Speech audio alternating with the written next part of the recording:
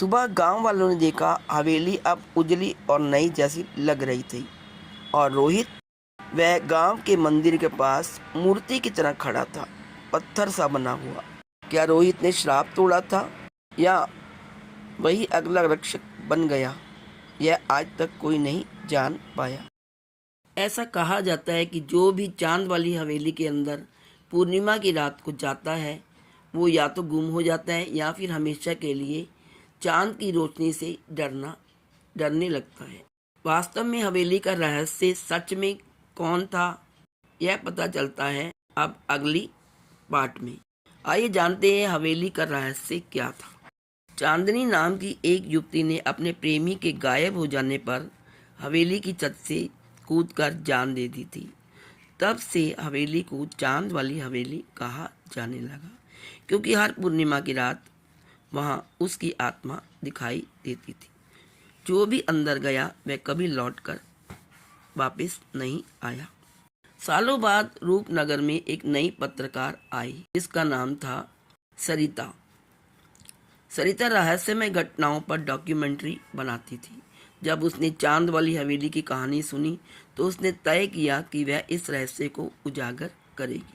गांव वाले बोले, बिटिया हवेली में मत जाना, वहाँ चांदनी नहीं उसकी आत्मा की परछाई रहती है। पर सरिता नहीं मानी। अब हवेली के अंदर जब वो पहली रात में गई तो सरिता ने कैमरा, टॉर्च और रिकॉर्डर लेकर हवेली के अंदर जाना चाहा। हवेली के दरवाजे पर धूल की मोटी परत थी, पर जैसे ही उसने कदम रखा दरवाज़ा अपने आप बंद हो गया। अंदर घुप अंधेरा था। दीवारों पर पुरानी तस्वीरें टंगी थी। एक तस्वीर में चांदनी और उसके पिता राजवीर सिंह दिख रहे थे। तभी रिकॉर्डर में धीमी सी आवाज़ आई, राजकुमार लौट आओ। सरिता ने कांपते हुए टॉर्च उठाई। सामने कुछ नहीं था, बस एक झूलता हुआ झूमर था। लेकिन जब उसने कैमरे में देखा एक सफ़ेद साया पीछे से। सरिता को नीचे जाने का रास्ता मिला। एक पुराना तहखाना, वहाँ एक डायरी मिली जिस पर लिखा था राजवीर सिंह की डायरी। डायरी में सच्चाई थी। राजकुमार को किसी ने गायब नहीं किया था। दरअसल राजवीर सिंह ने ही उसे मरवा दिया था, क्योंकि उसे डर था कि राजकुमार उसकी जायदाद छीन लेगा। जब चांदनी को सच्चाई पता चली उसने अपने पिता को माफ़ नहीं किया और उसी रात हवेली की छत से कूद गई। राजवीर पागल हो गया और कुछ साल बाद हवेली में ही मर गया।